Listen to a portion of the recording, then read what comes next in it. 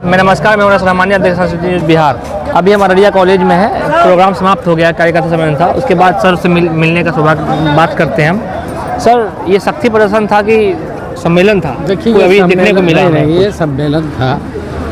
शक्ति प्रदर्शन की न जरूरत थी, न ये शक्ति प्रदर्शन था। ये तो आम जो कार्यकर्ता हैं पांचों गठबंधन के, एनडीए गठबंधन के घटक दलों की, जो ज़मीन पर काम करते हैं पार्टी के हित में, वो तमाम लोग यहाँ इकट्ठा हुए थे जी। शक्ति क्या है? ये सारे गठबंधन एनडीए के वो एक साथ एकजुट हुए, वही शक्ति है। नहीं, नारे लग रहे थे पार्टी व्यक्ति विशेष के। कोई व्यक्ति विशेष वो 10 लोगों को लाके नहीं चलता है। जनरल जो चलता है वो नारा पार्टी के जो लोग हैं वो लगाते हैं। अगर कोई एक व्यक्ति विशेष का तो वो तो कोई माने नहीं रखता है। लोग शुभचिंतक होते हैं, कुछ 5 लोग जुटे होते हैं, कोई से तो लगाते हैं। सर, ये बताइए, अभी खत्म हो चुका है, सर लोग संबोधन करके चले गए, क्या कुछ सुनने को मिला, क्या कुछ बेहतर उन्होंने कहा जो नीतीश जी ने, माननीय मुख्यमंत्री जी ने जो बिहार में काम किया है, एनडीए गठबंधन ने जो विकास की काम की है, और एकजुट होने के लिए उन्होंने अपील किया। और जो विकास हुआ, जो प्रत्येक वर्ग और समुदाय और प्रत्येक क्षेत्रों में जो क्रांतिकारी बदलाव आया नीतीश जी, माननीय मुख्यमंत्री नीतीश जी के कार्यकाल में, उस पर लोगों ने फोकस किया।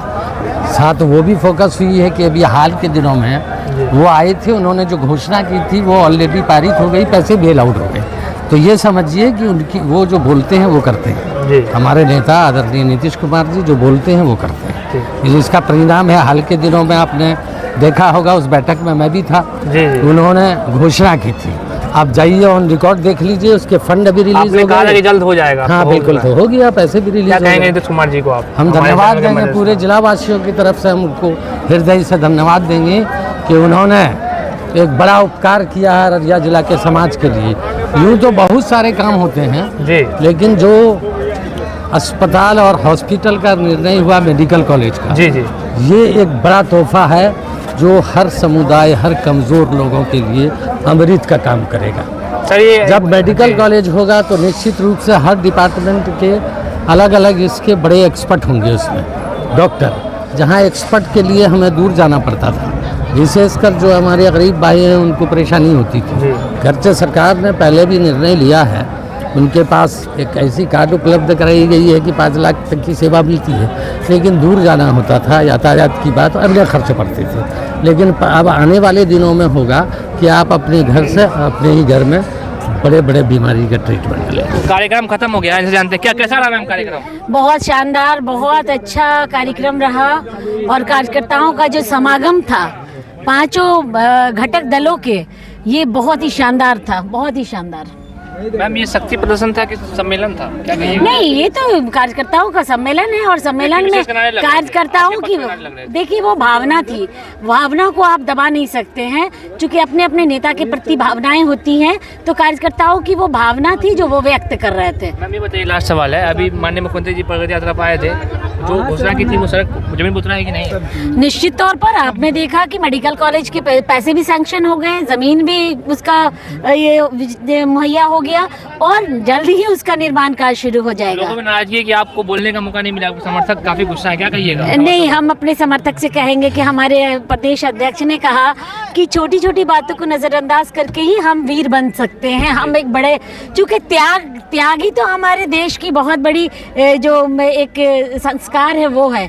तो निश्चित तौर पर हम थोड़ी लेट से आए थे, हमारा नाम लिस्ट में था, बट हमारे, चूँकि हम कार्यकर्ताओं को लेकर आ रहे थे, मार्च से आ रहे थे, पैदल मार्च आए थे, सभी कार्यकर्ताओं की जो मुख्य जो ख्वाहिश थी उसके अनुरूप हम आए थे।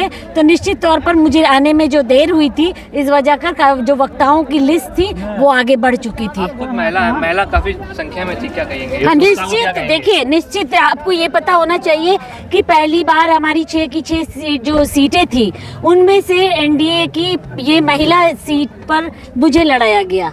और पूरे आपको पता होगा कि सीमांचल में मुस्लिम महिला एक सीट पर माननीय मुख्यमंत्री नीतीश कुमार जी ने सीमांचल में दिया, और ये सीट पर महिलाओं का जो उत्साह है, निश्चित तौर पर ये उनके लिए बहुत बड़ा ये है कि उनकी सीटें बरकरार रहें। उनकी चिंता है इस सीट पर कि ये सीट जो है महिलाओं की है, इसलिए उनकी बड़ी संख्या में।